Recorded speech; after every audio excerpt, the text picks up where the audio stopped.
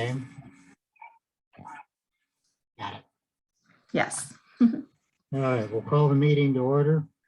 And before we get to the first order of business, I just wanted to acknowledge that a person who appeared at our board meetings many, many times and who interacted with the watershed district quite a bit, Matt Gray, whose house was kind of at risk. Matt died just before Christmas of cancer, 40 years old. So we will miss him, no question about it. Yeah. With that, Yep. We, of course, the district sends, I've sent his wife a message and just told her our condolences as well. yeah, very sad. Do I have a motion to approve the agenda for you? I'll move approval of the agenda. Then I'll second. Any discussion? Okay, Tina, call the roll. Okay, Cliff, Aye. Val. Aye. Diane Aye. and Larry. Aye. Second item is the consent agenda to be approved with one motion unless an item is removed. Does anyone want anything removed from the consent agenda? Do I have a motion to approve the consent agenda? I'll move to approve the consent agenda. I'll second. Any discussion? Okay, Tina, call the roll. Okay, Cliff, Aye. Val. Aye. Diane Aye. and Larry. Aye. Next item would be visitor comments, and I don't see we have any visitors, so we can move on to the permit program. We've approved everything requested in that in the consent agenda. Any follow-up, Nicole? Hi, everyone. As far as the enforcement report goes, there's nothing really that I wanted to talk about besides this time of year, our inspections are slowing down because construction activity is down. So a lot of follow-ups planned for spring already, and then some projects continuing with interior building work. But that's all I really wanted to say. I can answer any questions if there are any on the enforcement report. Okay. Yeah, we can move on to the permit program summary. I have done this the last number of years in the January board packet to summarize the previous year permit program, and then I always include a couple years prior, so there's a point of reference. But I'm certainly willing to answer questions on this. I would say that trends that I've observed are that permit applications were down in 2021. I'm surmising, but I'm not sure, that it could be COVID or supply chain related. It's really expensive to build these days, I hear. So that could have something to do with it. So we also have less active sites this year, but we were able to increase the frequency of inspections at each site because of that. We've had a more concentrated effort to close permits this year, so we're up with permit closures, just trying to clean up our list. And then we've had 5 residential permit applications, which is slightly up. Of those 5 projects, they received 2 overall violations this summer. Slightly more violations overall, but we also have slightly more inspections overall, so I'm not sure that that's really telling. And then we've had fewer stormwater impact fund contributions the last 2 years, which coincidentally followed the increase that the board approved for 100,000 per acre. So we're hoping that that increase is causing applicants to try to be more creative and provide treatment on site in lieu of paying into that fund. And then just an update for the program itself, the board approved earlier this year permanent adoption of that single lot residential permitting program, with the understanding that future changes could be approved by the board, like fees and rule changes. But yeah, if there are any questions, I'd be happy to answer those. I was curious, if you don't mind, have you seen some of the a pattern emerge in some of the violations that seem to occur consistently and year over year? Like, for example, your foremost common ESD violations. That was a really interesting data point. Is that common across other years? And can you say the same about other ones? What are your thoughts? Yeah, for the majority of those have been the most common violations year after year. Things like perimeter control, which is like silt fence and biolog, or inlet protection, covering catch basins. These are things that following rain events need frequent maintenance. So it's not that surprising that we note it a lot. And stabilization is always really hard to get contractors to do because it's expensive. And I think that some of them think that, it's a waste of time because they're like, well, we're going to move this dirt in 3 weeks anyway. Why do we have to stabilize? But the permit specifies you have to do it in 7 to 14 days, depending on where the site's located. So that's always an uphill battle as well. I would say that the liquid solid waste, I think, is a new one as far as being most common. A lot of that usually stems from either general garbage flying around that isn't properly disposed of in dumpsters, or just careless concrete maintenance or containment, I should say.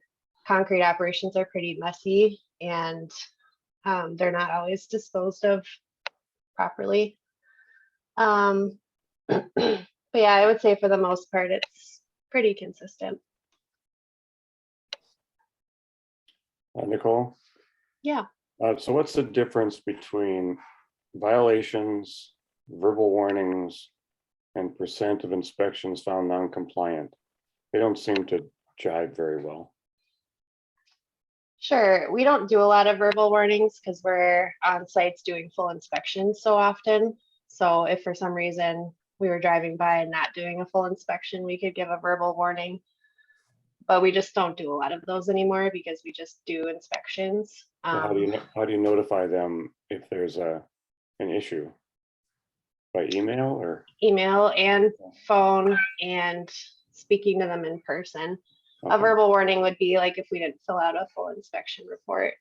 It was just a one-off, like, hey, you need to sweep or Okay. something like that. But particularly, usually we're on site for a reason, and that's to do a full inspection. So verbal warnings with the addition of a full-time inspector have gone down because she's out there so much more frequently than I was on my own. The percent, I can just answer the violations. There's like, I don't know how many categories on one inspection form, but if you're non-compliant with any of those, that could be, you could have 3 violations per inspection, for instance. Okay. Non-compliant inspections are full reports they may have multiple violations, but they're the reports that receive a C, D, or F letter grade. So the A's and B's are not considered non-compliant. They're just like, you need maintenance. Yeah. So the small percentage of overall inspections that we do are non-compliant, 7%. Okay, thanks. Yeah, and then the other percent that's further down was a request in the last couple of years, but it's just going to show that about half of the sites are receiving all of the violations. Yeah. Is what that's getting at. Okay. I just want to comment that over the years, Nicole and her staff are doing so well. If you can tell in the line item for the budget for the attorney for permit enforcement issues is typically hardly drawn on. And I think that's really a testament, Nicole, to you and your staff of staying on top of it and not having it get to the level where I need to send a letter. So great work on your part. Thank you. Second.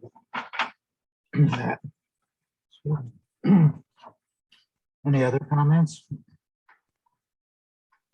Not for me.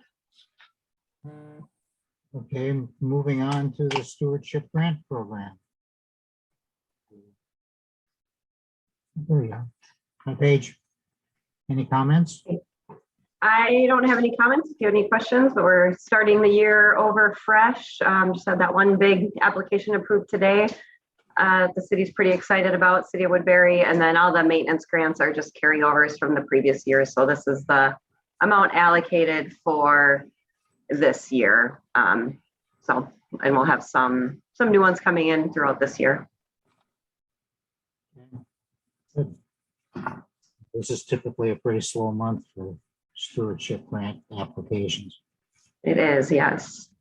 Okay, moving to item number 8, the attorney report. Tracy. Thank you. It's noted in the packet that this is the year in which the attorney, accountant, auditors go out for bid. And so we will be coordinating with Tina to make sure that that's publicized in time for the March meeting. This month, Lauren drafted a maintenance agreement for a pipe replacement, part of the CIP for private property in Little Canada. And we continue to actively monitor the open meeting laws and the requirements and trying to make sure that we're meeting all the requirements as really, this pandemic, we just keep waiting for it to wane and instead it seems to creep up on us again. So we're actively monitoring, and I really feel like the district is following the statute very well in that regard. At some point, we'll have to decide if there's going to be some in person, some remote, but at this point, feel comfortable with the numbers and the stats that what we're doing right now is truly in the best interest, as noted by you, President Swoop, in the beginning of the minutes and the board packet. Of course, you're aware that Minneapolis and St. Paul just remandated masks, so Yes, it's not going to be over for a while, that's for sure. I agree. Yep. Okay, thank you, Tracy. I think Brad has his hand up. I don't know if he wants to add to that. Oh, Brad, we can't Yes, hear you. Can you hear there me we go. now? Now we can. It kind of came in late though. I had a question for Tracy, or maybe it's for Tina. Do you think the district falls under the umbrella of this federal mandate for vaccinations, the executive order, because of any funding channels that may be connected to the district at all? No, it's my understanding that it does not apply to local governments. And Tracy, you can correct me if I'm wrong, but it does not apply to local governments. And we don't receive, I don't think at this time, any federal funding for any of our projects. So That's correct. I agree. It's always worth it for us to take another look and see if anything's changed. But at this point, Brad, I think that the district does not need to follow that necessarily. I was assuming, but some of these have kind of long tails on them, and there's indirect connections that are not always obvious. So thank you. No, and I think it's just great that you highlighted that. We'll continue to add that to our list of what we're monitoring.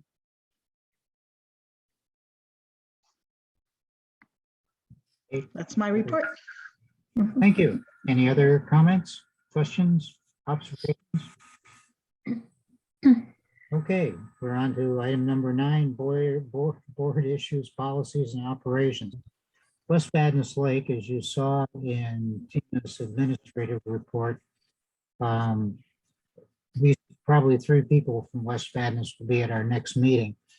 I would encourage the board members, if there are questions or issues that you want to bring up at this meeting, that you can bring forth now, or let Tina or myself know before the meeting so that we can be prepared for them.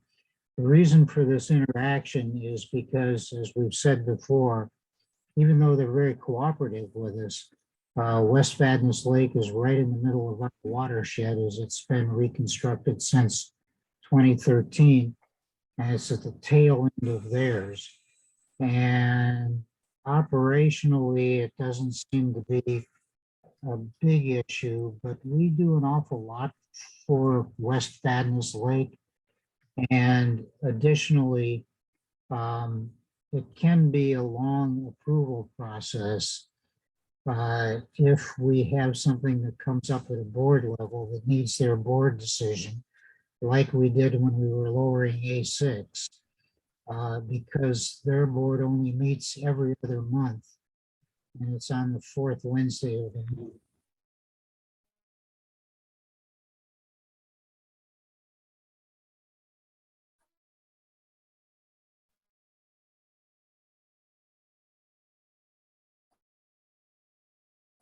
With them, maybe a different joint powers agreement. We've talked about having them turn West Vadnais Lake over to them. We'll see what they have to say about that, or how we feel about that. Just to try to clean things up a little bit, because again, operationally, as we start to manage flood waters and flow of waters and even water quality, it's kind of unusual to have a part of a watershed that isn't part of a watershed, I guess is the way I'd say it. So those are the things I'm going to be looking to discuss with them. Does anybody else have any input ahead of the meeting? Val? And I think a couple of months ago when we talked about having them come to the board, we had tossed around some ideas of looking back in our past and saying, here's the kinds of things, or here's the number of times we had to interact with them, and here's kind of a timeline of events that led from, here's the first interaction to when something occurred. The way approaching these conversations, it always seems like it could turn territorial, it could turn very subjective. Is there a way that we could take some of our past learnings, not good, not bad, doesn't really matter, just the data, here's the number of times we interacted, here's how long it got from point A to point B, and at least center around that data so we could have a conversation more so on the quantitative and less of a qualitative opinion-based conversation? Is that something that we could set up beforehand, or at least educate the board members? So I know people like Cliff and others who've been on for a long time might have this in their recollection, but I know it would be nice to have it written down and something we could all see. Would that be worthwhile, or something that we could do?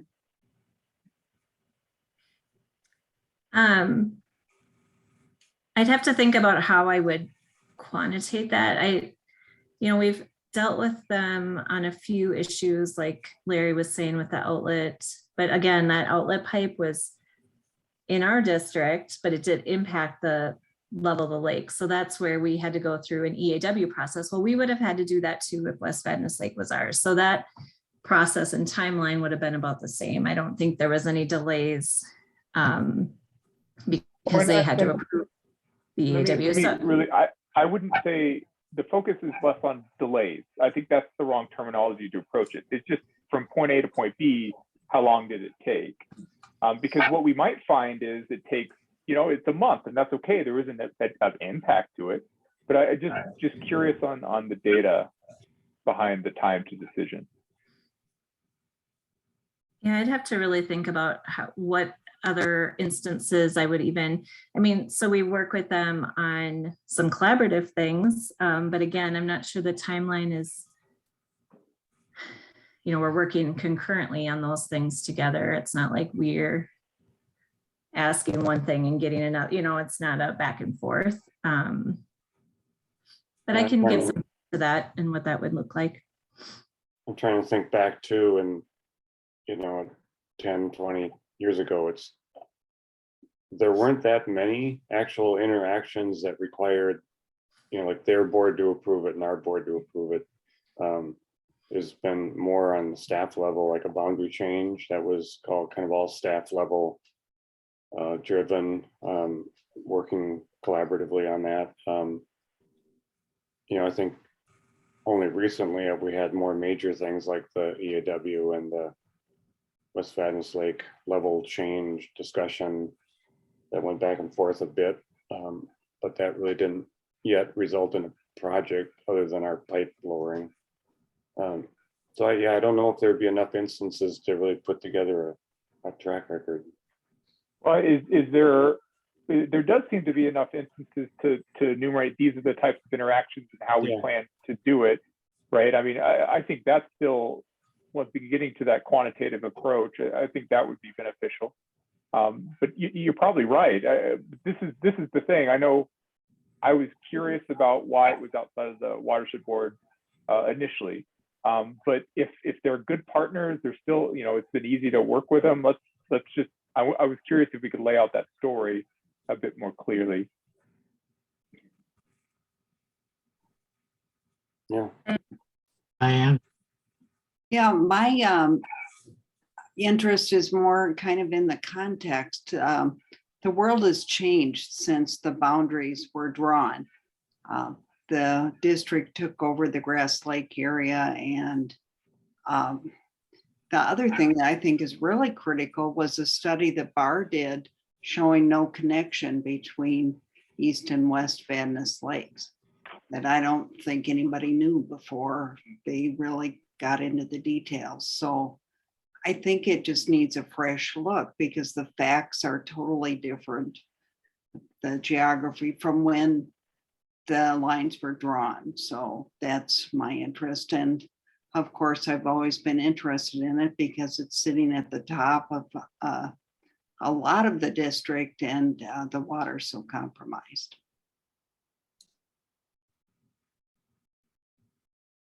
Okay. Any other comments at this point? Again, if something comes up between now and the meeting, let us know and we'll forward it to the people from WAMO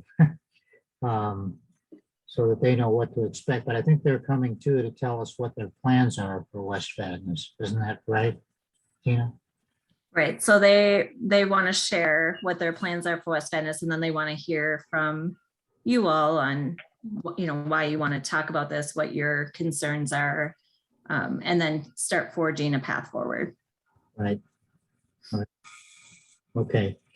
We may want to look at, something like we have with, well, we don't have it, but we'd like to have with Ramsey County Parks and Recreation, where we have a more formal relationship that allows us a little more freedom of activity, if you will.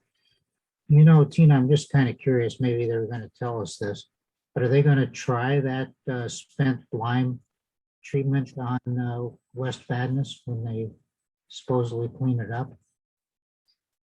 I don't know that they've looked at that for West Vadnais in particular, but it's something we can talk about with them. Okay, all right, sounds good. Any other comments on that topic? Then we get to wetland strategies and policies. We're going to have a presentation later in the meeting on a review of some work that was done a while ago. This is kind of the basis for board discussions on what strategies and policies that we don't have to enhance our preserve and protect role in wetlands. Reading this and reading the report, remembering all the stuff that we've gone through, there are just some things that I personally would like to see as we move through looking at our strategies on wetlands. And I'll kind of wait for Aaron to go through. I presume Aaron's the one that's going to go through the presentation. Well, and actually, Larry, I didn't put it in presentations because I was just providing it for background reading material for this month. Oh, okay. Well, Should have been more clear. I should have wrote that on there in particular, okay, but then I'll ask my questions. In there, it talks about 2003, 2013 tools and surveys. Where do we find those? Are they available someplace? And in the report, it says that we got recommendations and an update in December of 2019. And I went back and looked. I don't remember that. I went back and looked and couldn't find it. So what happened in December of 2019 that I seem to be missing. Yeah, maybe That's- that got dated wrong. That's something I'd like to know. I'll let Aaron jump on, but I can check on the date of that. I know we updated with more current information on specific areas using the more recent MinRam assessment method to see if it was still applicable. I don't know, Aaron, you want to add more detail to what was done just a few years ago? Well, I don't have it up in front of me. Is that referring to, Larry, the part where we were looking at the wetlands specifically around Wetland A and the associated wetlands? Is that when? Yeah, So I don't remember that there were recommendations in place there, but I know that we looked at whether the MinRam classifications changed at all due to the flooded conditions. Is that what you are referring to? Yeah, It says partially, in the yeah. memo that we prepared a comparison summary memo and to the Board of Managers in December 2019, but I don't know that it ever actually came to the board. Oh, okay. Maybe I know is that what there, Larry's saying. I see. Okay. Yeah, I know that we wrote one, and I think, what I think happened actually is that that was around the time we started talking about doing a wetland workshop. And I think then it was meant to be presented in the workshop. And then, the workshop structure sort of changed. And so that's probably why it never came into a board packet. So, yeah. That's the information that's included in this memo, correct? The comparison? Are you asking me? Yes. Oh, well, most of it is talking about the prioritization work that was happening right before that. So the wetland work took sort of a changing path as we sort of got to know what would be of most interest to the managers. So there was a bit of there were a few changes along the way, and the wetland workshop, we tried to schedule that. COVID got in the way, that got kicked down the road. And so there were a lot of disruptions. Yeah, does that make sense? As far as the MinRam information for those assessments, we do have that's all raw data that we do have available. We keep it in our databases. Yeah. Yeah, it's not a formal report. Right. Either No, it's just the data. 2003 or 13. Yeah. Okay, when you say it's raw data, what does that mean? It's in the GIS system. So when they do the assessment on the wetlands, they answer a plethora of questions. And then Right. those questions go into a database called MinRam. And that MinRam then calculates a score that then is used, that we use for our management classifications. Well, I'd kind of like to see that. Again, we've talked several times about a survey of all the wetlands current wetlands that are in the watershed. Mhm. To see that, I don't know where to find it exactly, but I think it would do us well because things change a lot. Diane made that point. With flooding and droughts, all of a sudden they're different. And if we're going to be looking at creating new wetlands, one of the things I think we ought to do first is take a look at what our inventory is today, and are there places where we need to focus on protecting the current wetlands. That's what's not clear to me at this point. We do that in our rules. I don't know where are you going with that, Larry? And our rules do that. The Protect rules do that. How? Rule C, or which is that, Nicole, that addresses So we have setbacks both and our established quality wetlands? and our wetland rule. So we're wetland rule E. And then our rule C is our water quality. So the requirement that water quality be treated before it enters a wetland. Yeah. Historically, that MinRam classification is a scientific analysis of the data of each wetland.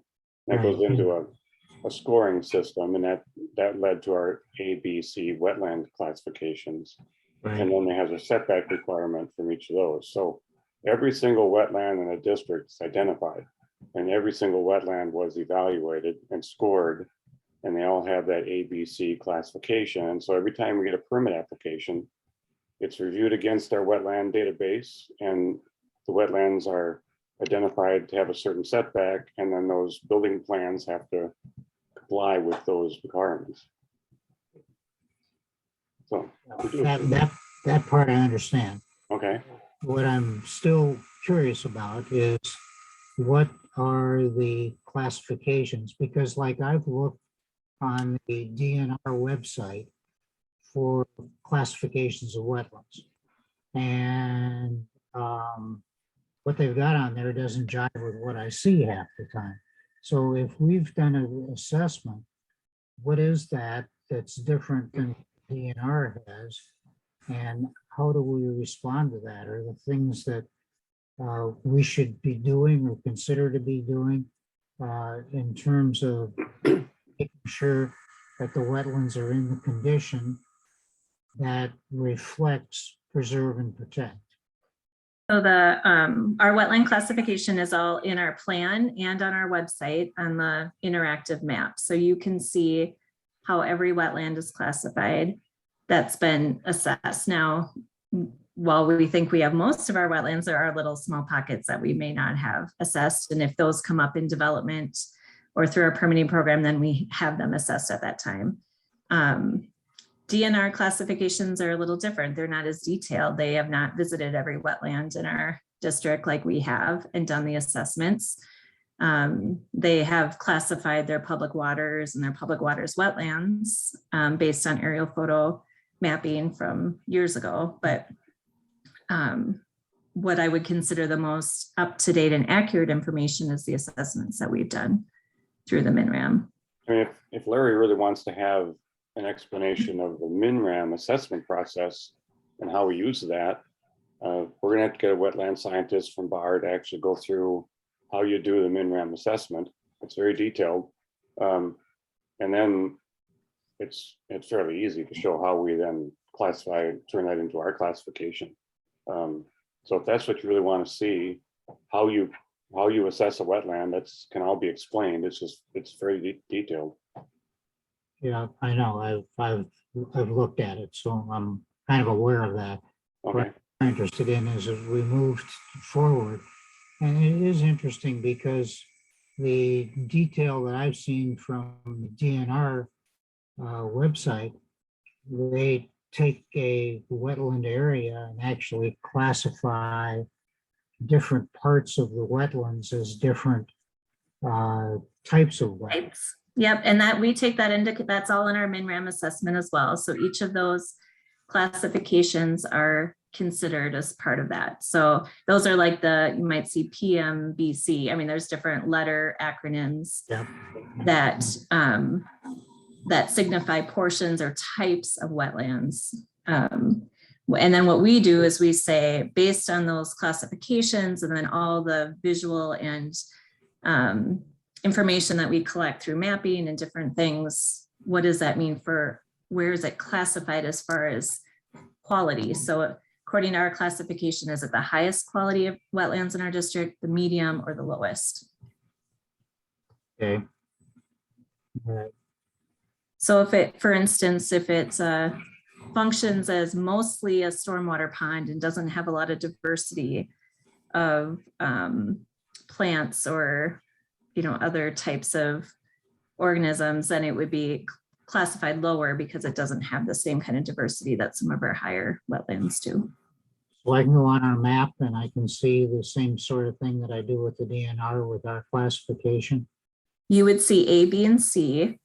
So they're colored based on our classification system. And then what's behind that is this whole database of the MinRam classification. So what MinRam does is you answer all those questions, including those types like you're talking about, and it spits out like a value. And then those values are put into categories based on our A, B, and C rankings. In fact, I think MinRam had. Yeah, I think what Larry's confused about is that and I can't remember what the name of it is, the old Corps of Engineers classification system. It was where a single basin could have multiple types of wetlands within it. Our system and the regulation approach has to conglomerate that into one assessment of overall quality. Overall quality, right? Yeah. Right. And so like what the DNR has, like you said, it's can be split up because you might have fringe and then you have the middle and you have different parts of a wetland. All that kind of wrapped together is how we determine the quality of ours. So it's looking at the whole picture of the wetland. Okay. And then it gets to the other point is that once we classify, and I guess A is the one I'm most interested in. Once we classify something as an A, what are our obligations around preserve and protect? So that's where our rules would come into place. And some of our cities even have more stringent rules depending on the city. Our rules apply when a permit's required, and then they would have different buffer requirements. So no disturb areas from the development to the wetland, and it's higher if it's a wetland A, or I'm sorry, a manage A, like wetland A is, but manage A, unless if it's B, unless if it's C. All wetlands require pre-treatment of their stormwater before they are able to discharge to the wetlands. So all developments required to have treatment on their sites when they go through our permitting program. And then some of our cities have adopted our classification systems, and they require it even, I think, Nicole, you can correct me if I'm wrong on this, but Maplewood, for instance, has wetland buffer requirements for all properties on wetlands, not just if they're being developed. Is that correct, Nicole? And there's our, yes, and there's our double Rs. They took our buffer widths and doubled them. So where we would require, for instance, on a high quality wetland, a minimum 37.5 foot, they require minimum 75 foot. Is there Our any other buffer is city? only, not that is that stringent, although they are our largest city in the watershed as far as area, I believe. But other cities have more stringent requirements. You know, for instance, some have like a blanket 25 or 50 foot setback, where ours could be more or less depending on the classification or the quality from MinRam. But I would say Maplewoods is the most restrictive that I know of. Our manage A is 100-foot setback, and B is 75. So and C is 50. A is 75 Oh, yeah. okay. average, yeah. average. Yeah. Average. And so they're required to treat their water quality and then have a setback or a no disturb buffer from our wetlands. And then any disturbance in a wetland, all that would fall under the Wetland Conservation Act. So we would still be involved in anything that would make changes to the wetland in that way. Something you would find helpful if we had, maybe not necessarily a person from wetland expert from BAR come and talk about MinRam, but at least have the highlights of how the MinRam assessment method is applied. Would that be helpful? You can see the things they're looking for when they visit the site, the input parameters and the data that is asked of the wetland scientists when they go out to the site to assess that wetland. Would that be helpful? Yeah, I think it would be. That may be a topic that we want to get on the agenda. Because I have some other concerns when I looked through the presentation on looking for new wetlands. One of the things was flood storage. And I've thought it before, is that I understand the need for flood storage. What I would be interested in is what are the standards for resetting an area once we've stored floodwater in it? Because that when you dump water into an area, it tends to change the biology and diversity of it. What kind of standards or policies do we have of making sure that we get that wetlands back to the condition it was before we changed it, basically?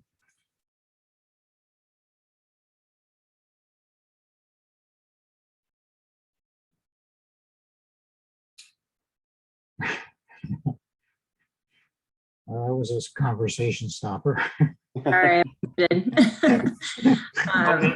the memo that is included later in the packet, much of the scoring criteria comes out of, the approach that Bowser looks at in establishing a wetland bank. So it's, that's where some of those things come from. So flood storage is one of those elements that is, I think, considered and weighted accordingly. But I understand where you're going with it. But just to put some background on where that came from in the report, that wasn't necessarily something that we created out of nowhere. That was foundational. The Bowser rep that was at the workshop probably explained at least part of that in the wetland creation and the wetland banking system that they oversee. And I was in one of those presentations talking about how you establish a wetland bank, and it was pretty interesting, pretty complex. I get that. But also when we're going through, that's something else I think we ought to be thinking about, is that if we look at creating or enhancing our wetlands, how can we do something with that will help with our no net loss policy? Just doing it to do it, but doing it so that we can better manage the area here. Like, the things that pop into my mind, and they're probably just things that pop into my mind, are things like bundling them together somehow, using them as part of the criteria for maintaining no net loss at a certain level. That's what I would like to explore a little bit more as we move through this process. Yeah, I think that's really key in all this. That's one of the main reasons for doing restoration work is to restore the wetlands that have been lost in our district, right? So we're in an area where we have like 50% of our wetlands that we had historically. So I think that's really key to not only be able to not have a net loss, but to actually increase our percentage of wetlands. And wetlands are particularly effective for helping with environmental issues like CO2 gobbling up and things like that. So I think it's an important thing to do from that point of view also. But the reason for keeping it on this is so that we can be thinking about how we can best use this resource or these resources that are within the watershed district to achieve our goals. It's not a bad job, that's not the point. The point is that we maybe can do a different job, hopefully a better job of doing it. Val, did you have a comment? Yeah, I wanted to step back and ask, maybe I remember this wrong from the workshop, but I seem to recall that building a wetland bank wasn't the top of the list in terms of things to do. I was curious, we used that language throughout that memo. I was curious, did I just remember that incorrectly or what? I was trying to recall. I think one of the things you probably heard from that workshop is that it's difficult to establish an actual bank that would be used through Bowser, through their Bowser banking system.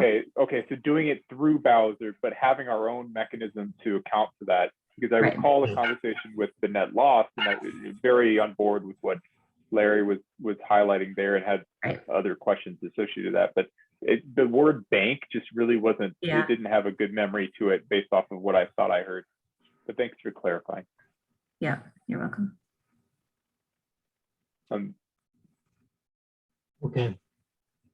We'll end with that for right now until we get to, there's not going to be a presentation on the web?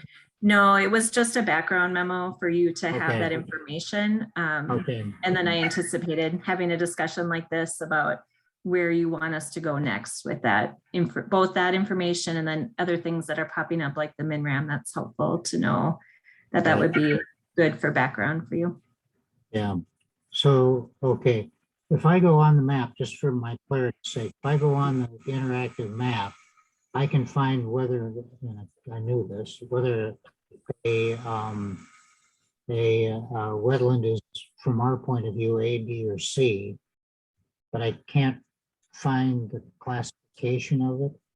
Well, that is our classification. A, B, and It's our C. is- classification. I'm Yep. talking about the classification like what DNR uses.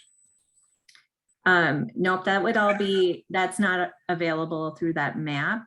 We'd have to pull that out for each individual wetland from our database for that. The DNR does have an interactive map of their own. Yeah, that's the one I was talking about. I've been exhaustively through that. So that's the information. So Actually we would pretty have pulled, interesting. we would have pulled that information. We use that map as well as like hydric soil maps and I don't know what other, I know there's a lot of data that's pulled just from maps alone, including the DNR's classification map. So all that is incorporated in that, but we'd have to, if you had a particular wetland, we could pull, pull those out for you, but. I use the DNR map more for regulatory jurisdiction and then also for type, meaning like open water versus seasonal versus, forested wetland. I use our map for quality, if that helps, low, medium, or high, based on site-specific survey. I don't know if that helps, but. I can also, just stemming from this conversation, look back at the information that Karen Wold pulled together when she looked at the flooded wetlands, because I remember seeing page after page of her work that was the MinRam classification. So I think we could very easily show you what all those metrics are so that you can see how that rolls up to the classification. I think that would be helpful, especially since you never saw that in a board packet, which was intended a while ago. So I think that could be helpful. Yeah, let's pull that out and make sure they see that. I think that'll be a helpful next step. Yeah, that would be a big help. There's a misconception that we simplified it down to an A, B, and C, classification, but there's so much that has gone into that involves, as Tina was mentioning, site visits and lots of data that's behind that makes it, I guess, in our view, using a standardized method and with all that data makes it much more accurate than what the DNR shows on their website. Because that's done with just an observation of an air photo. So sorry. Okay, Diane?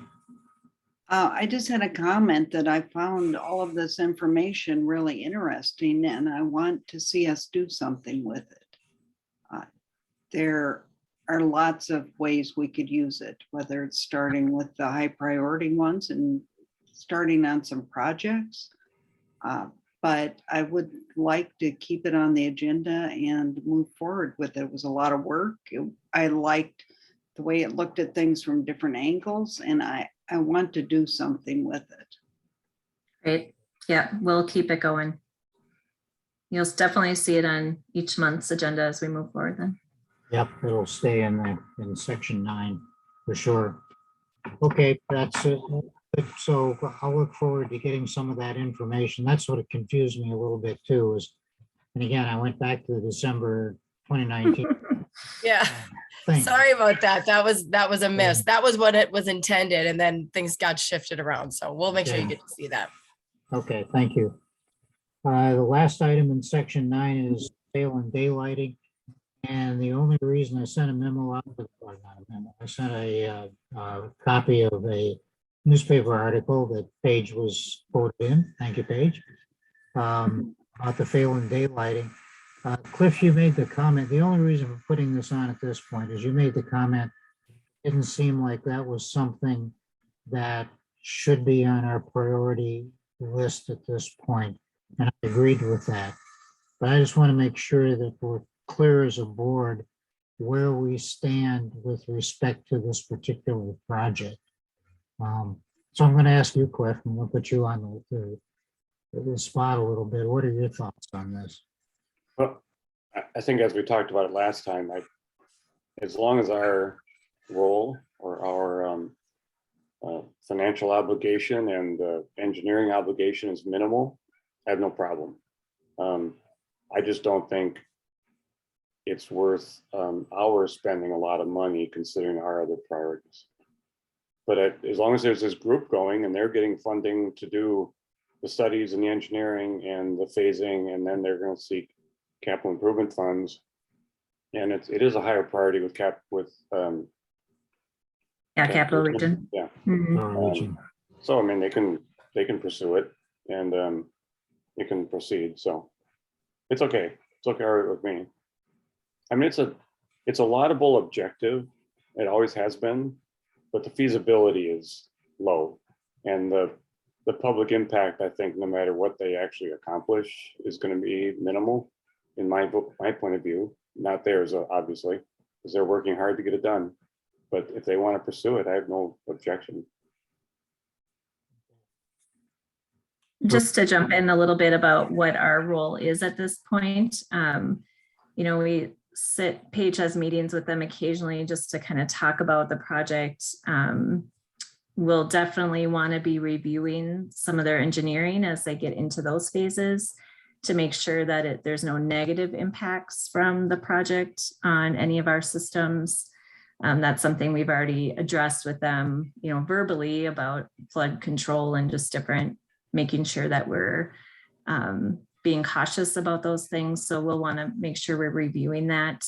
But like Cliff said, they're seeking out funding. They've already received a large grant to at least get started on this. I know it's not the total amount that they're looking for, but I think they understand that this is certainly not a priority of ours as far as the project being constructed itself.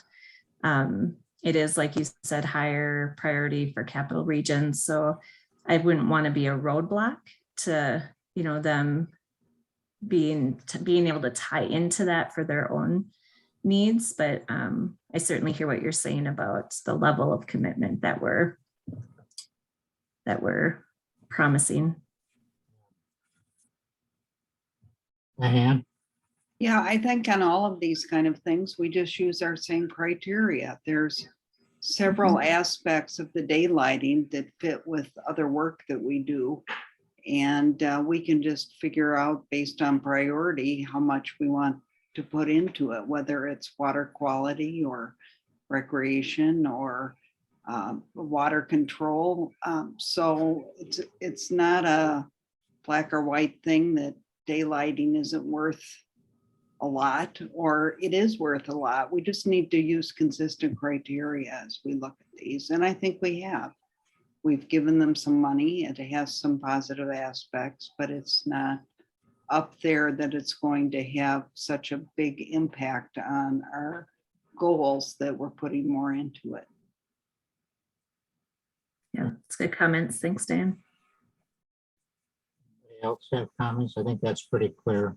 So thank you all for re-reviewing that. Thank you. Yep. Okay, on to item 10, presentations.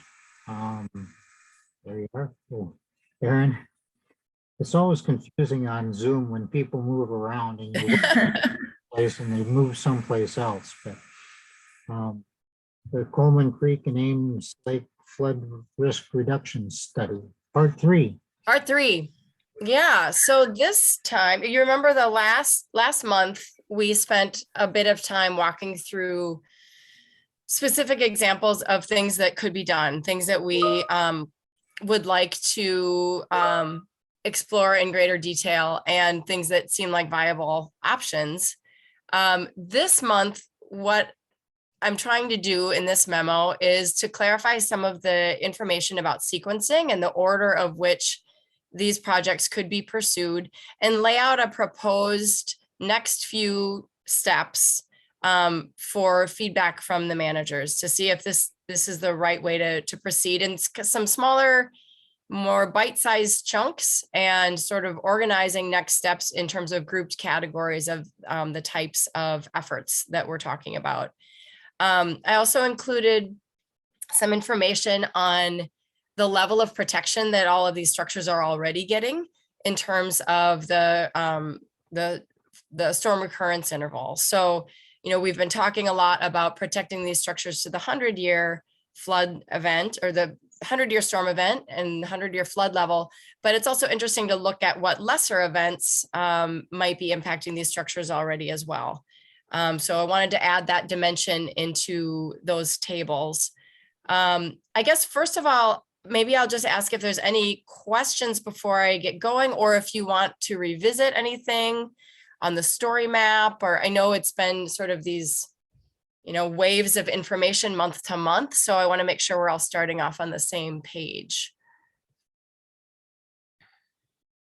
Cliff. I did have just it was in the summary tables and the process next steps section. Yeah. We talked about the Phelan Village area, and you mentioned coordinate with the city of Maplewood. Yeah, it's actually, so the Phelan Village area, the one that we're talking about, I think there's probably a few Phelan villages, to be honest. What Phelan Village are you referring to? Yeah, it's the one on the north end of Lake Phelan. And one thing you can do to help navigate through all these different areas, I know it's a lot to keep track of, the letters and numbers. So the numbers pertain to which phase, which is sort of which sub watershed we're talking about. And the letters pertain to specific areas. And you can always see those again, both on the figures and on the story map. So that Phelan Village area is at the very north end of Lake Phelan. I think it's a, you know, I don't know if it's assisted living facilities or if it's townhomes, but I think they're called Phelan Village. Yeah, I think it's senior living. Yeah. Yeah. Okay. All right. Yeah. Larry, you had your hand up for a question. Unmute myself. You talked about like looking at the 10, 25, 50-year floods instead of just the 100-year. Yeah. The 100-year, almost by definition, but not quite by definition, could be some major league projects that would require extensive engineering and extensive investment. So it could be a long timeline. Are we going to, as part of this process, look at what interim things we could maybe do within our own budgets, or for other things, take care of things like the 10 and 25-year floods? So what we've done so far is figure out which areas are affected by those more frequent events in order to look at prioritization for talking to the cities and in implementing projects. But what we haven't done is made a range of design options that would hit the 10 or the 20 or the 100. We haven't done that yet. I think in my mind right now, what I feel could be a really good next step is to talk to the cities about these areas, particularly those that are at risk of flooding in those more frequent events, and explore what projects would look like that would protect those areas to the 100-year. And if those end up being not cost effective as deemed by you all and the cities, then scale it back from there. That's certainly an option.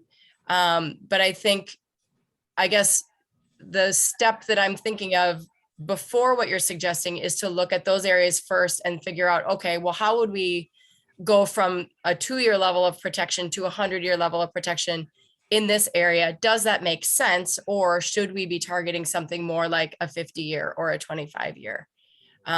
The process that I've laid out here so far doesn't yet cut bait on the 100-year, so to say, but that's certainly an option. I mean, it's not a foregone conclusion that you all will decide, or that the cities will decide, that everything can be protected to the 100-year. That's certainly a possibility. So. Right. And that was kind of my level of thinking too, was that we could maybe accomplish a lot for a lot less. Yeah. For what would be a routine flood, and look maybe far to the future, if you will. Yeah. Build an arc flood. Yeah, I think it'll be interesting to look at those areas where there's a really big jump somewhere in cost. You know, there may be I could imagine even like a curve that shows here's what it takes to get to the 5, the 10, the 25, the 50, the 100, and see where it makes sense versus where it's like, you know, there's really an inflection point here at which we're getting diminishing returns. So Right. that's definitely something that we will be looking at further down the road. The process here that I am proposing, and any of this can be accelerated, but mostly I just wanted to show you what these next chunks could be. We've been Right. talking about these things all together and it's a lot. So now this teases out different types of strategies and progresses them through the next few years, for example. Okay. It's because we've done some really good things like with the Phelan and Keller weirs with cleaning out Jarvis Creek and all those kind of things that'll mitigate normal flooding, if you will, and Mhm. contribute to mitigating even high level flooding. Mhm. So I'm kind of looking, instead of dreaming about putting in huge pipes around North Star Estates and that sort of stuff, how can we manage this at a different level where we actually get something done? Mhm. Maybe end up in the end achieving our objective in a different way. So, Mhm. okay. Sure. Val. I had a very similar line of thought. You know, I had emailed with you a little earlier today, Aaron, around it'd be interesting because I believe the last couple of times it's become clear there's a diminishing returns on trying to capture all the houses. And so there are some of those critical houses, and I was kind of curious at where their risk starts. Like is the red house risk only in that 100-year flood, and that's what leads it to be not a high return on the investment or a really high amount of change to actually cover that house, or is that house just in a bad location and it's still going to get flooded in the 10-year flood? And I was curious if there is some way to correlate those two. I tried to do it visually a little bit, which is why I started asking questions earlier, but I like the approach that Larry had suggested and that you've kind of built on, where you get this series of here's some investments and the amount of impact we could have by attacking these levels of floods. I really like that. I think it would address the questions, or at least I had mulling in my head when I was reviewing. Sure. Yep. And I want to make sure I understand your question or your comment earlier about trying to figure out like why certain ones would be left to just site level projects versus regional, or I want to make sure I understand that. Yeah, and I wasn't very clear. That's on me. What it was, I love the table, and I personally had a hard time graphing that to the maps, which show some really good, a different orthogonal piece of information that shows we can capture this much shooting for that 100-year. I was just trying to rectify the two is what my question was. And so, you know, I was looking at this house in Willow Creek, and I was trying to figure out, okay, I don't know which house that is, but I'm curious what it would look like when I analyze it for the current level of flood protection. And that's what I was trying to do back and forth as I reviewed this morning. Oh, like being able to see spatially, like which one is protected to the 50 and which one is connected current. Yeah, it would help me connect some dots between those two pieces. But like I said, I spent a lot of time on that table. It was kind of quite fun to go through, and it really helped illuminate the complexity, for sure. Yeah.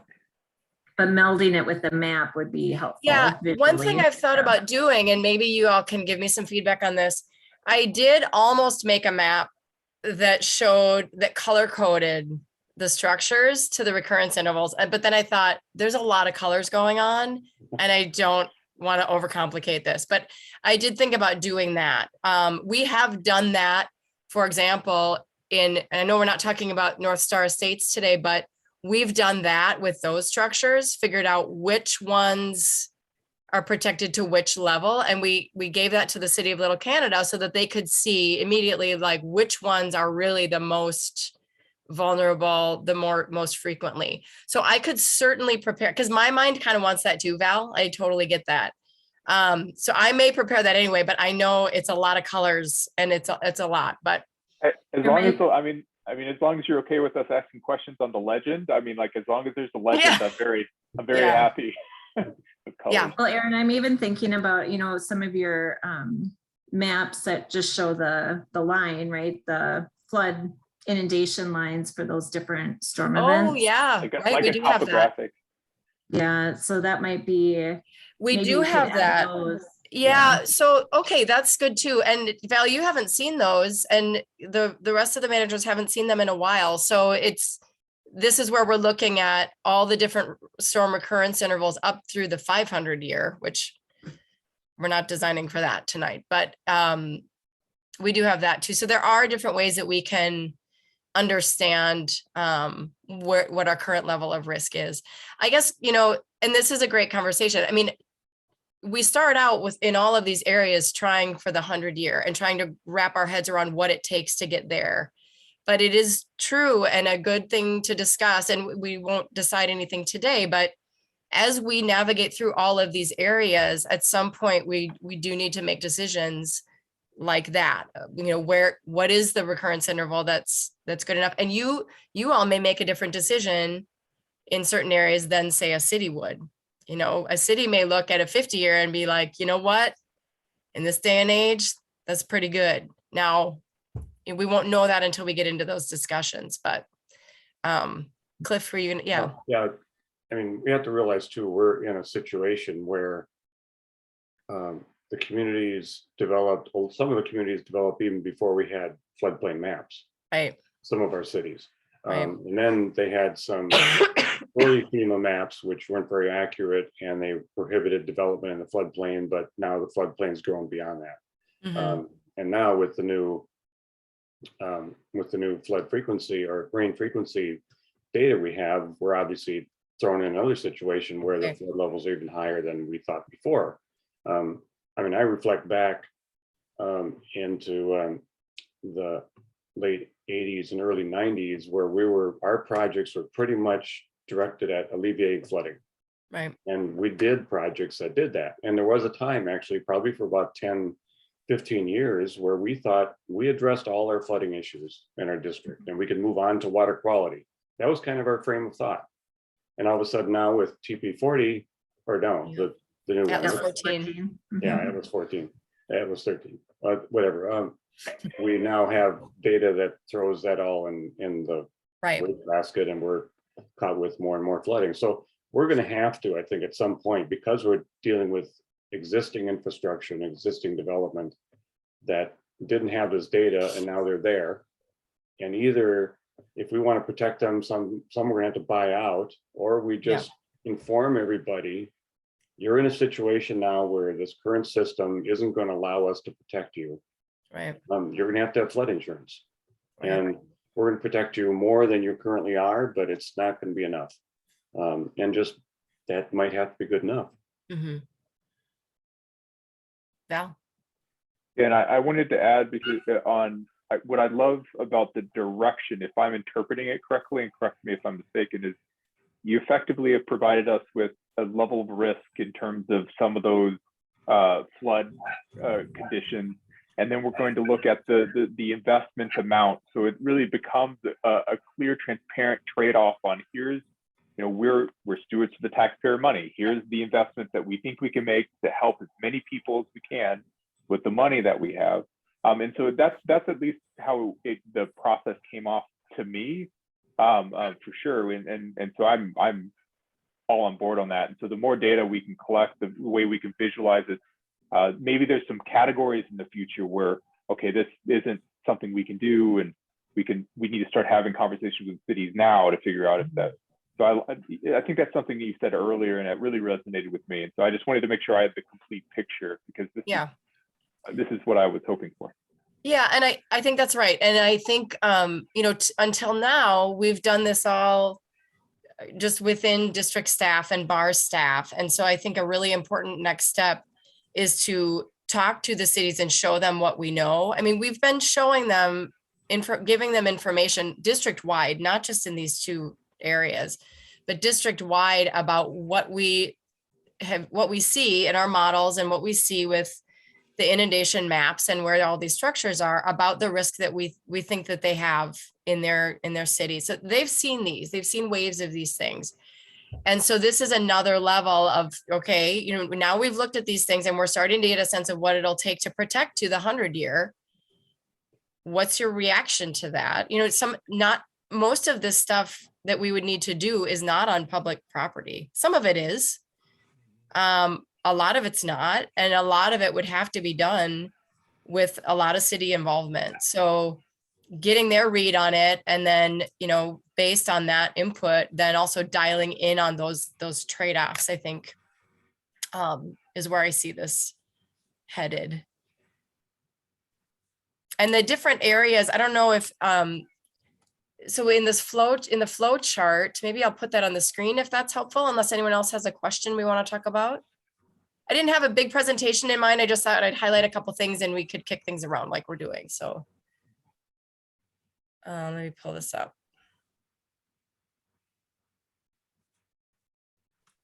Okay. See if I can remember how to do this in Zoom.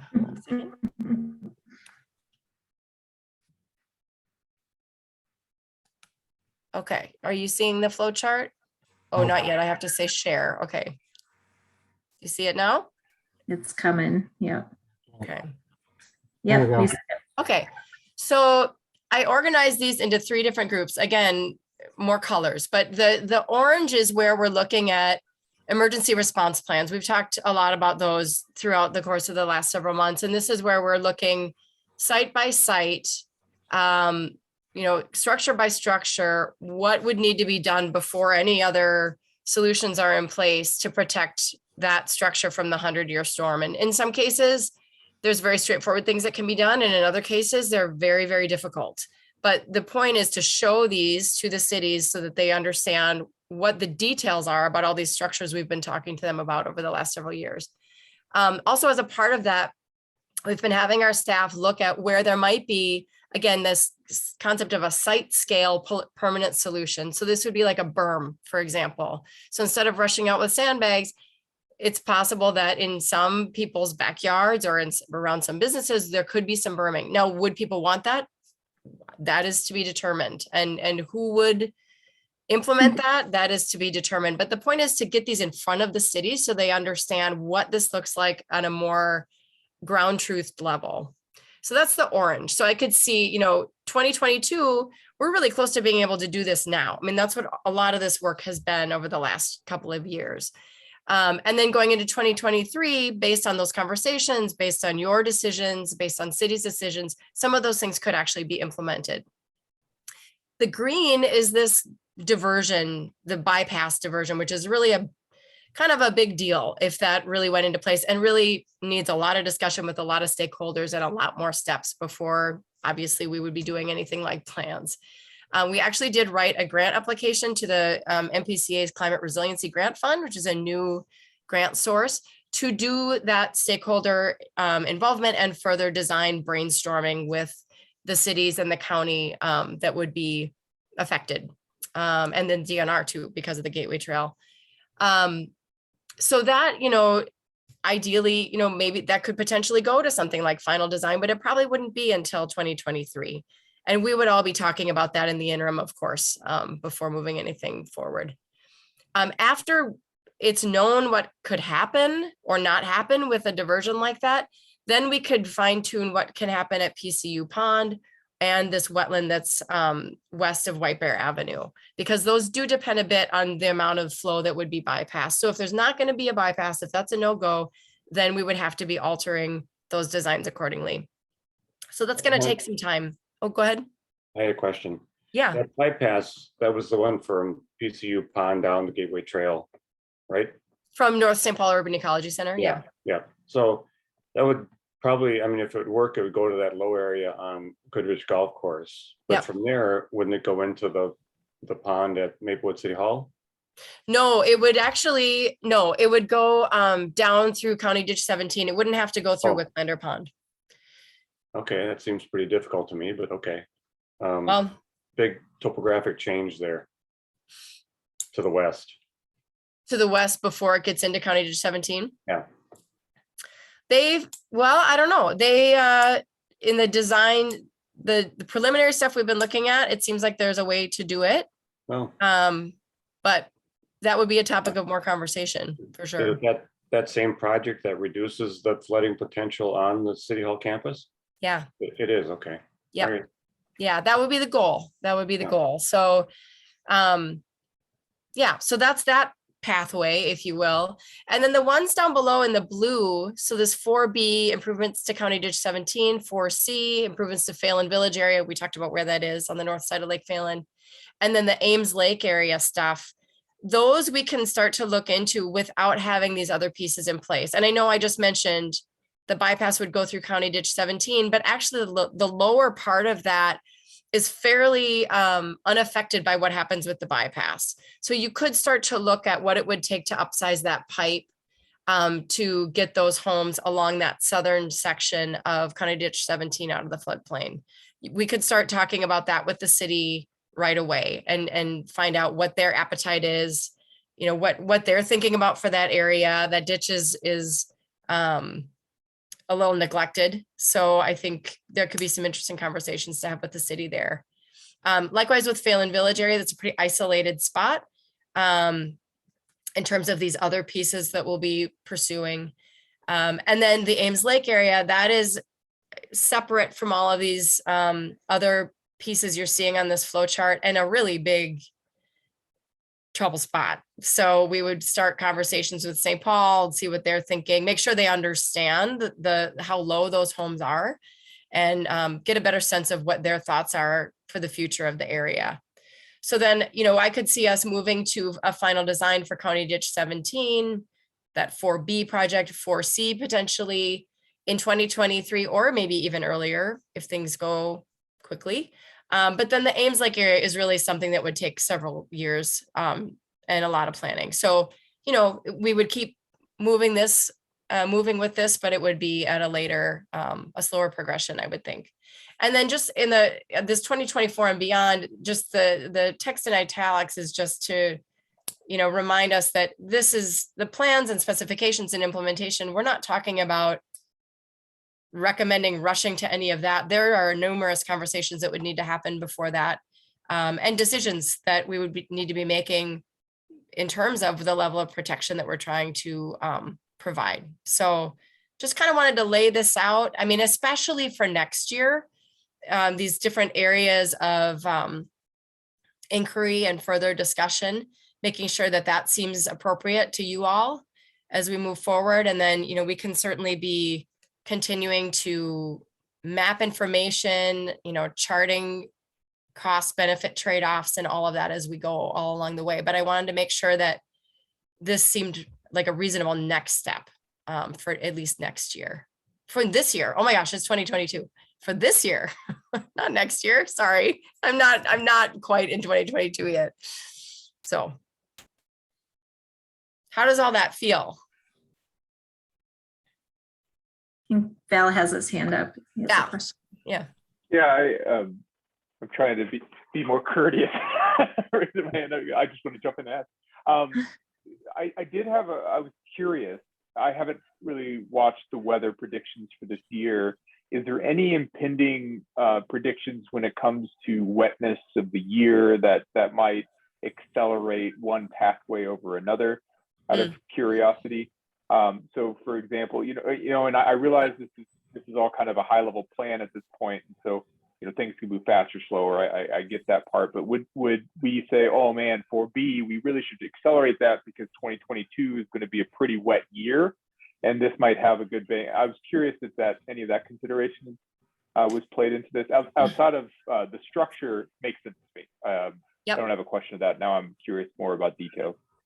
I think that's a good question. I don't know. We typically don't look to like a 1 year type of forecast to make a lot of our decisions in terms of design. The exception to that is if we know, you know, a few years ago when things froze really high and all of our water bodies froze really high and we had a really big snowpack, that drove a lot of discussions and accelerated some work because we knew snow melt on high water is a concern. So that kind of thinking is a little bit different. We don't have that situation going on right now. But what I would say is that this is where I start to think about these areas that are at risk of flooding during lesser events, because those are the ones that are more likely to get hit in any year. So it's not so much like, oh, 2022, it's going to be wet, you know, but it's about the frequency. Does that answer your question? Yeah, it definitely does. And next, the reason I asked that question is I was reading some weather reports that friends in Colorado, really heavy snowfall. California, same thing, really heavy snowfall. I don't know if that's predictive. I'm not trying to imply that they predict Minnesota weather, but it just made me question. Sure. And then on the different options, 4B, 4C, 4F, if you went down the pathway discussed earlier, where we look at those, 10-year flood events, 25-year flood events, I assume the structure would change slightly, but the same general principle would remain. Engage the cities, that kind of thing. Just wanted to ask if it was still applicable. Yeah, you mean looking at those like kind of intervals of protection? Yeah. No, I think that's a good idea, and I think that's I think that would apply to anything we're discussing. Yeah, and you're right. It doesn't necessarily. I mean, if you think about that county ditch example, and I don't remember off the top of my head, this is where we go back between maps and tables, but what level we're already getting. But in that instance, we're talking about a pipe size. So, you either, and I don't remember what pipe size is already there, but, your approach in that example to different levels of protection is different pipe sizes. So that's pretty straightforward. Where it gets more complicated is when, like PCU pond, well, there's different events at which the road gets overflowed, or, that's where it gets a little bit more complicated. But I think that especially as we are working through these areas that are particularly expensive and difficult to get those higher levels of protection, we'll want to be looking at those nuanced layers of trade-offs. So yes, I think it applies is my answer.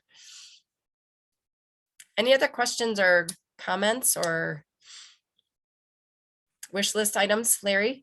Yeah, I'd kind of like to see, you mentioned color coding the houses to show which ones, as long as the colors are significantly differentiated from each other. Yeah. I would like to see that. Okay. The last one we did, the couple of the colors were close enough that I couldn't really differentiate them.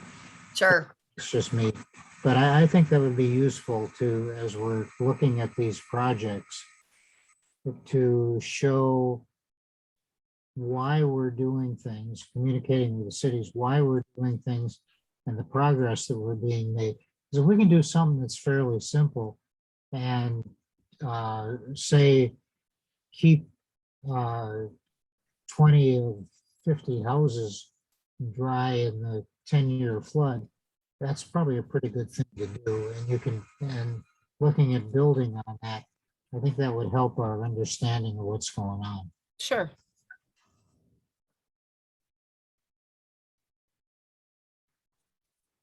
That makes sense.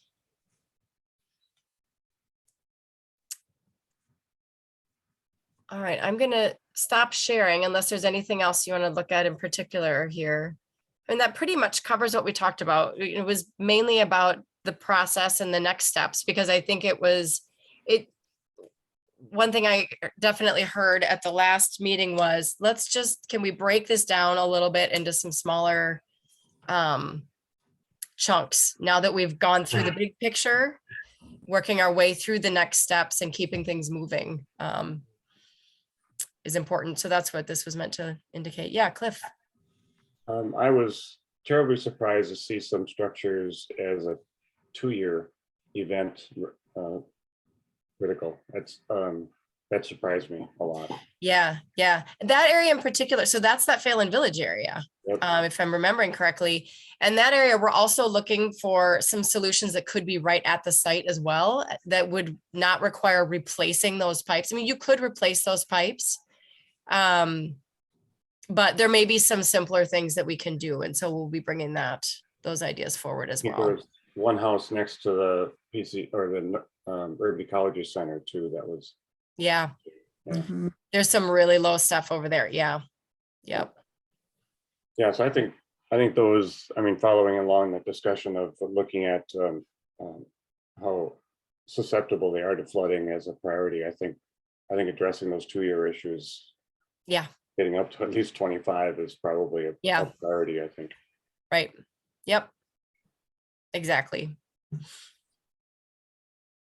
So what's going to happen next?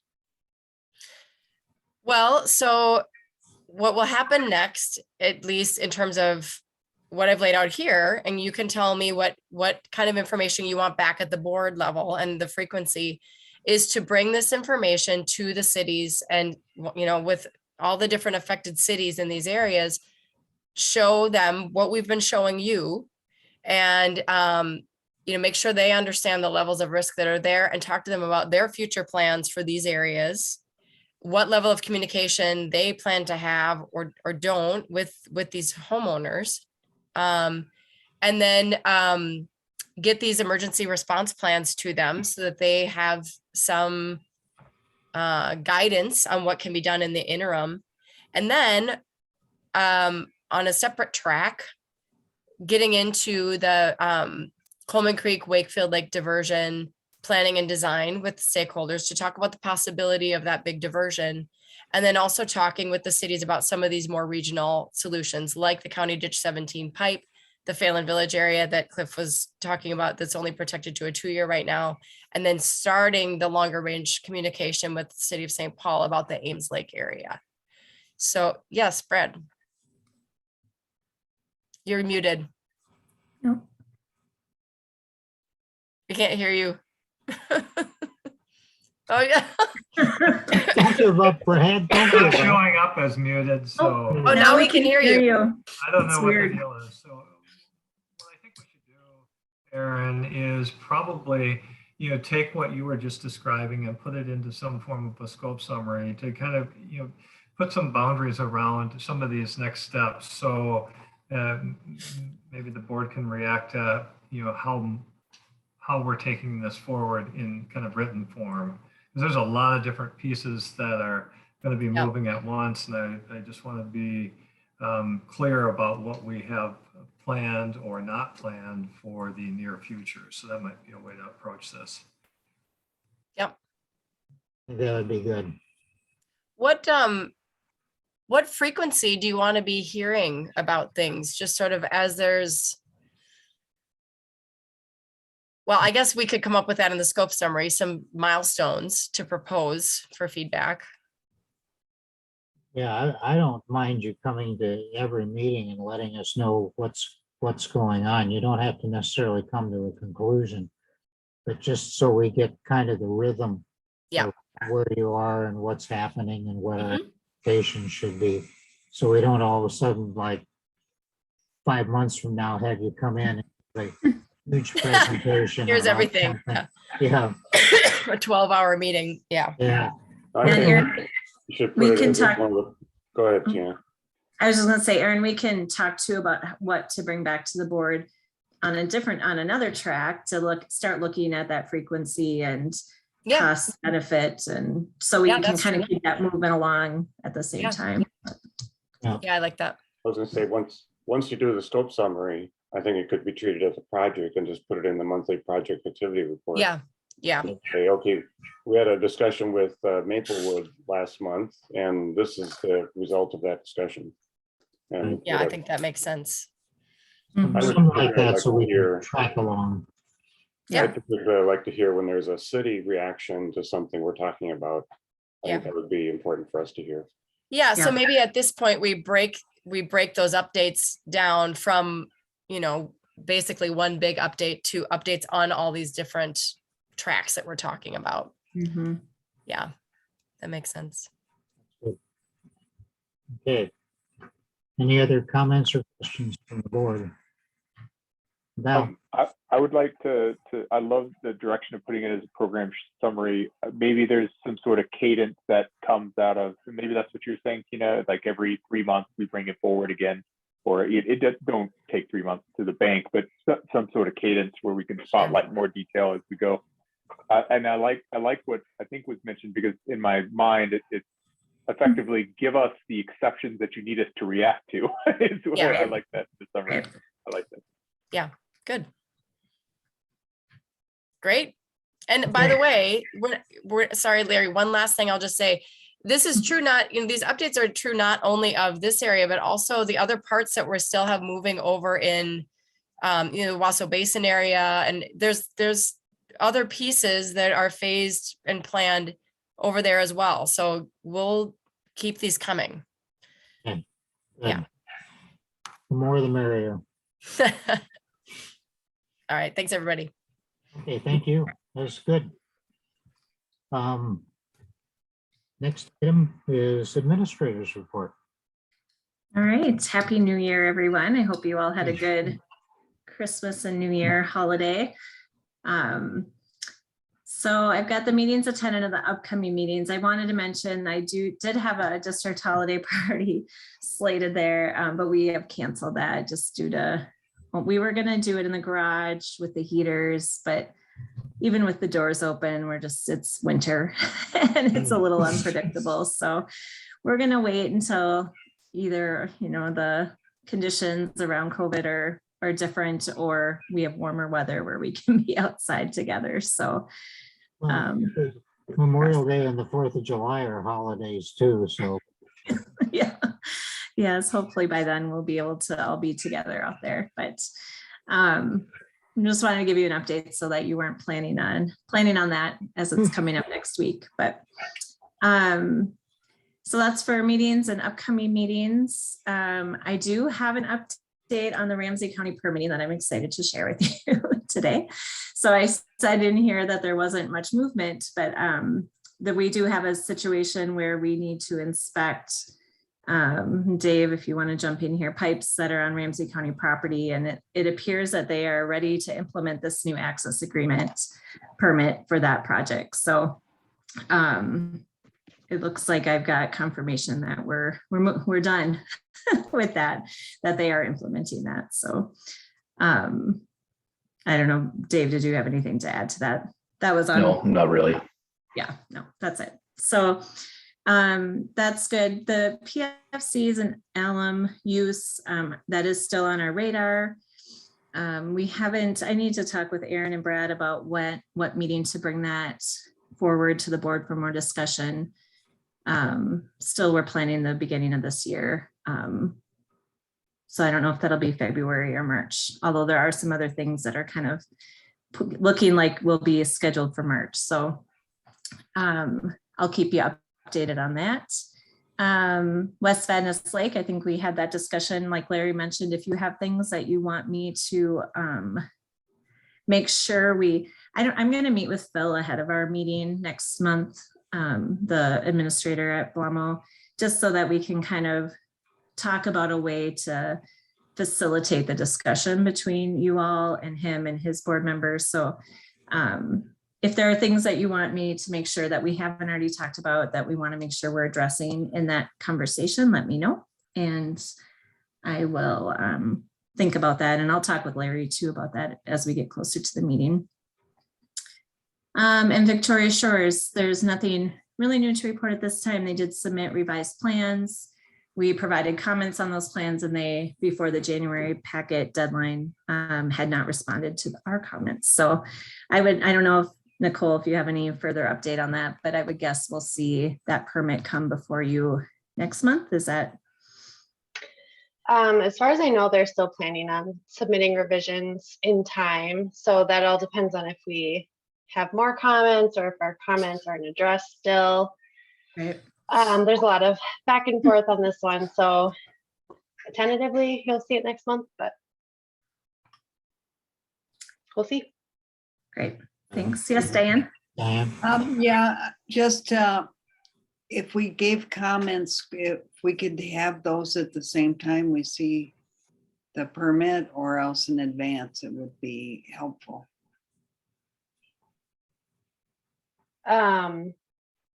Like our current review comments, or? Well, we had, the board had directed line for comments, and they went in, and now things have progressed. So I'm interested in what our follow-up comments were at the time that, at least by the time we review whatever they submit. And how they address those comments. Right. In the design would be nice. Yeah, I'll talk, or Nicole and I will work out that. That's a little different than we would normally present to you with a permit, because they'll have addressed the comments, but we'll show that. We can show what our comments were and then how they address them in their plans. Yeah, otherwise we have kind of a gap right in the middle of the process. This whole thing was not exactly the way we do stuff, because we don't usually look at things ahead of time. So I just want to fill in the blanks. Sure. And I just want to clarify that you mean the regular permit review comments and not the EAW comments that were submitted? Well, I don't think we saw those either. Okay. Well, yeah, you would have seen the EAW letter that was sent. Okay. Yeah. And those comments, so our comments in that letter were based on the permit requirements, as well as the additional comments we had around minimizing impact to the wetlands. So. Yeah, and when we get the next packet, I'll pull that letter. I remember getting it now and just look at the whole thing. Okay. And we do have a response to those comments, I believe, from this. Yes, you may not have seen those unless you didn't. Okay. So whatever you didn't send us before, if we can just have a complete package, that would be nice. Sure. Thanks. Mm-hmm. And Roseville has not approved the project yet, technically. They accepted the EAW, which was 1,000 pages long. Yeah. I had That's to set correct. a record, I think. 1,000 pages. So what they realized, what they said was that now we move back into the process of looking for actually going to approve the project as it's been postulated. Right. And that would be the same for us, right? So now they have revised Right. plans that were, yeah. Right. Yeah, and their other decision being that further environmental review was not needed, like an EIS. Right. Mm-hmm. Yeah. Good. Anything else on the old projects? If not, oh, go ahead. I was just kind of curious, what was the Casey Lake discussion? So there's some residents on Casey Lake that we've been in discussion with, and the city has had a lot of conversations with about the condition of Casey Lake. Casey Lake this last year will, because of a couple years of low rainfall, have had lower, water levels that were lower. That meant the plants grew up more, so they had more aquatic vegetation within their, it's actually a wetland, it's not a lake, it's like Grass Lake, it's a wetland system that we call a lake. Okay. And we do harvest in Casey for water quality purposes based on the study that Bill had done, but we weren't able to get the harvester in last year until later in the season because of the low water levels. So there was a lot of concern. There continues to be concern about what we can do about Casey Lake. So we've been doing some education to both the city staff as well as residents around wetland systems and the vegetation in the system and the work that we've done on Casey. We've spent considerable amount of time and money on Casey Lake over the many years of the watershed's existence and the work that Bill's done with carp removal. And so just kind of understanding how those shallow lakes, AKA wetland systems, work, using the shallow lakes video that we had done years ago. So it's ongoing. I think the city would like to we've met with residents in a small group in the fall, and I know the city would like to do that again, have another meeting with the residents coming up this next year, just to gauge their concerns. There are a few maintenance things that the city and the county have talked about addressing. There's some sediment removal that can be done at some outlets or inlets into the lake, as well as some catch basin, work that the county does on their county roads. So it's really more about outlining what we do, what we've done, and what the city does and county does. It's not an unfamiliar process, right? About who's responsible for what and how things get done. And also, the state of our ecosystems and why they are the way they are, and how they've been improved over the years. So, oh, Larry, you're muted right now. I said, okay, thank you. Yeah. The last thing I had in my administrator's report is regarding the annual meeting. As Tracy mentioned, we'll be putting out the call for proposals for the engineering, accounting, and attorneys. That's required to be done every 2 years, and this is the year to do that. So we'll do that. And as I mentioned in there, we talked about having that annual meeting at our March meeting. So we'll be looking at that. I also didn't write this in here, but we should also talk about setting a date for my review as well. Usually that's done at the end of January or early February. So if you want to continue with that schedule, I can set out a doodle for that meeting as well. Cliff, you're the Cliff, you're the representative, the personnel representative. When would you like to have that done? I think that timeline Tina talked about was fine. Let's see what dates work with everybody, and then I'll get together with Tina ahead of that time and be able to present something to the board. Probably in February, I would guess. Yeah. Yeah, be fine. Yeah, I'll send out a doodle poll with some information on it.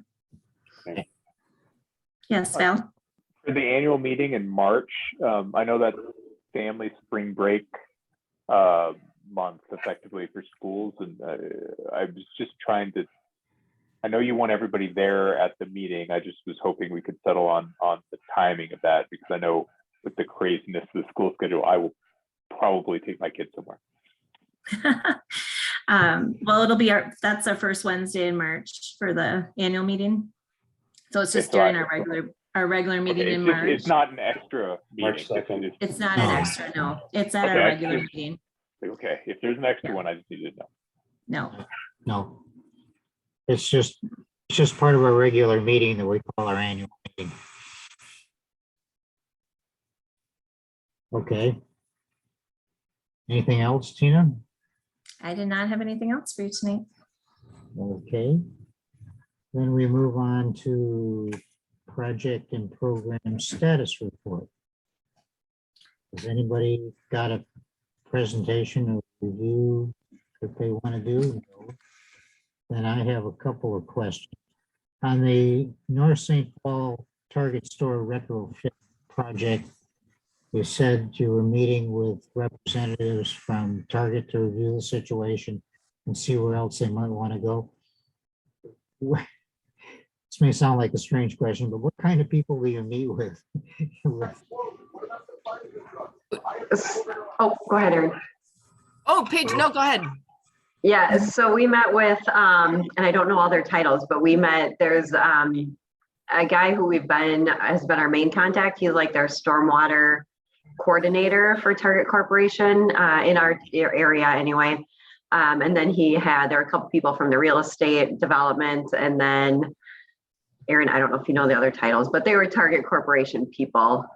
So mainly interested in talking about how things went at North St. Paul and East St. Paul store. And then we talked a little bit about a potential project in Woodbury, and then they're interested in how they can implement projects in other stores around the state and country.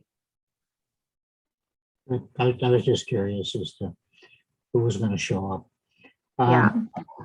The other thing on the targeted, and of course we have to have targeted and target classes. I know. And the targeted retrofit projects that Bar is looking at, I'd kind of like to have a little more detail as to what the thinking is as you're going through the process of talking to these stakeholders, just so I know. I think I kind of had this question a long time ago, for example, Motel 6. It's like, what were we planning on doing there? I know you give a name of some places, but what's our thinking on this? Is it like what we did one place, redesign the parking lot? Or is it putting pavers in the parking lot? Or are we thinking about putting in rain gardens? Just something real simple so we kind of know what's going on, rather than all of a sudden getting somebody excited about something maybe we don't think we want to do. Yeah, and I think we're trying, Aaron or whoever wrote this report for BAR had kind of the summary in there, but at this point, BAR is just finishing up the studies for the concept plan, so we should have those soon, so you can see those next month. But right now, that's what they're looking at. So they've done, soil borings and survey work, so then we can figure out what we can do there. Most of these will be, one of the St. Pascal's we're looking at, probably a tree trench, and then it'll be mainly rain gardens at the other sites too. Yeah, I think if we kind of take a step up and just talk about how we approach a site and look for opportunities, I think we could write something up so that you can kind of understand the thought process on how we get to that point. I mean, typically we're looking for any surface rain garden as our #1 priority because it's the most cost-effective BMP. But a lot of these sites aren't conducive to that. So then what's our next, what do we look at next, and how do we approach that with the state owners? But yeah, I think we can write that up for you. That'd be good. Just general information so that we kind of follow along with it. The other thing I had was on the district inspection standardization. I did read through that. It seems like you're right on your timeline. As far as I can tell, is that what your view is? Yeah, I think we're on track with where we said we would be. Right now we are working with district staff on the initial criteria that was laid out in the scoring system. And when we get that kind of in a better, I think, understanding from both district staff and in what we've proposed, then we will come back and start to develop the actual application where this will be put on an iPad or something similar, a tablet, to be used out in the field. So we're kind of in that transition stage from, developing the system and then moving into a more application that would be used in the field. So I'd like to just comment that I really did appreciate the thoroughness of that update. Not saying that all paragraphs have to have that. There was a behavior that you had in that paragraph that I would encourage maybe in future status reports. It might be advantageous to do. I really like that you called out, we'll come back and tell you more about this in March, right? Like in my mind, that really set an expectation, like, okay, it's still a work in progress. You're tracking this thing. I did notice through some of the status that, oh, it's going to come up in spring 2022. Like, that's okay. You're trying to target a quarter. I get where you're going, but like, is there some way to set some expectations on these higher profile type projects, maybe to target retrofits, one of them, just to make it more clear and when we should expect to have a more in-depth conversation? Yeah, it's good feedback.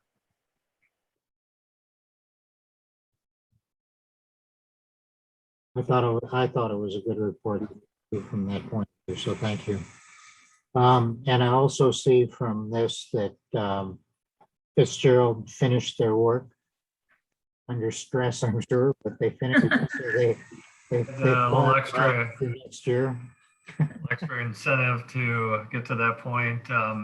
They did complete the 2021 CIP work.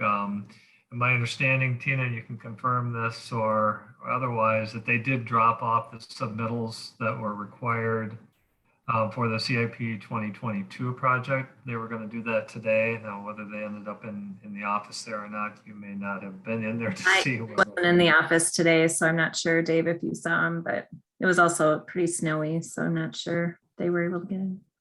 Yeah, he called me and he had them in hand in St. Paul, and he's going to drop them off for our before our meeting tomorrow for the pre-construction stuff. So he's confirmed that he does have everything, and Gareth has the the most important stuff that he has, and it's in the mail as well. So the final step before we give them the go ahead, Dave, is I would like Tracy or somebody at your office, Tracy, just to confirm, the bonds and insurance certificate meet the requirements. We did receive the signed agreement, and that is also, I think, in your email, Tina, and in Shelley's as well. So when you're coming by, Larry, to sign things, that you can sign that at any time. We will just hold that until we get all the approvals on the submittals, and then we can go ahead and issue notice to proceed with that work. So. And Larry, we can use your stamp for that. So. I haven't had the privilege of signing anything so far. But I'm willing to come by if you want me to. You can send that to Lauren or me, either one of us. So. I know the door code, so you can just leave them on the shelf there, and I'll just go down and sign it. Oh well. And the other project that Fitzgerald has going on, of course, is the Keller Parkway and Ryan Drive work. We've got to a point where things had been delayed this summer with supplies that he was looking to have on hand before he actually started. So that 10-week window that we were giving him for construction kind of shifted. And so when he got to the end of kind of the substantial completion, the project is functional, the pipes are in, things like that. Basically it started to freeze up and snow. So there will be a little bit of work to clean that up next spring, but he is at substantial completion with that project. And we just need to make sure he keeps the site stabilized with temporary stabilization, and then cleans it up in the spring, and we should be fine. But I think just to kind of cover our bases with administratively, we will have a change order next month that will move that deadline date to a point, I think, about the end of April is what I think he requested. But again, the project is substantially complete, so that's the main thing we were looking for out of him. Good. Okay, any other comments on the project and program status reports? I had a question on can we ask or build comments on the communication section too? Yeah, does that count? Okay. Yep. I just wanted I sometimes get confused at where the breakdown is. That's XV. I had a question on, I looked back at a couple of the earlier packets. We had talked back in, I think, November on maybe having a write-up on the user stories for how, who's going to be or who they think is going to use the web page. And I also, is there any way that we could just get a write-up on that, in the program status or, in that section would be awesome. I'm curious on who they're going to be targeting for the web page specifically. And the last thing is they mentioned a prototype. It'd be awesome to be able to, maybe link it, not saying that we have to show it in the meeting or anything like that, but maybe just link it so we could, see the progress as it continues and maybe be more proactive in feedback just as things go along. Sure, I'll pass that along to Lauren. Yep. Could we have Lauren attend the meeting once in a while too, to kind of? Yeah, so they'll plan to be here in March, as she mentions in her report. She is also a volunteer for her city environmental committee, and it's the same night. So she tries to limit how many times she misses that and when she comes here. So I'll talk with her, but I know she plans to be here in March. So. Well, I think Diane? it's a good idea. Yep. Diane? Yeah, also on communication, we asked at the last meeting that she do a news release on our excellent budget work, and I haven't seen anything. Yep, she is still working on that, where I'm getting her some more information about how to communicate that out, but she does have it on her list. Because they had an article in the local I'm not even sure what it is, the press, I think, in Shoreview about Ramsey County, which of course is devastating. And the same thing with Shoreview. So we're all faced with having our property taxes go way up. And I think it's a good time to tell people that at least somebody in government is how not to spend more money, raise their taxes more. Yes, that is still coming soon. Okay, I'm sure that's a priority because it's a hot topic, because we'll all be getting our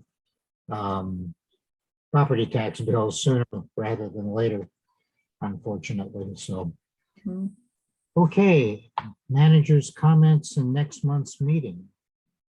A couple of things for next month's meeting, Tina. We're going to have LAMO on it. And did you? Yep. Go ahead. Yes, so we have LAMO. We'll bring forward some more of the wetlands, probably the MinRam assessment information. We'll talk with Aaron about what comes next for the flood risk information, as well as information on targeted retrofits. Okay, good. So my manager's comments will go around. Cliff. Sorry, I'm sorry. No comments. No comments. Val. I just wanted to say, bar folks, the way we discussed the banking mechanisms and all that today, I felt was really well prepared, and I like that format. So thank you for the thoroughness and the transparency. Diane. Nothing from me. Okay, and I'll second Val's comments. I thought it went really well. Thank you all for a good meeting. We're done in 2 hours. Yay. Yeah. And Go ahead. one, Okay, Brad.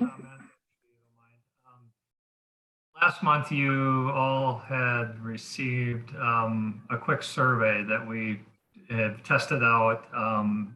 Yeah, and I know it's another survey. Oh my gosh.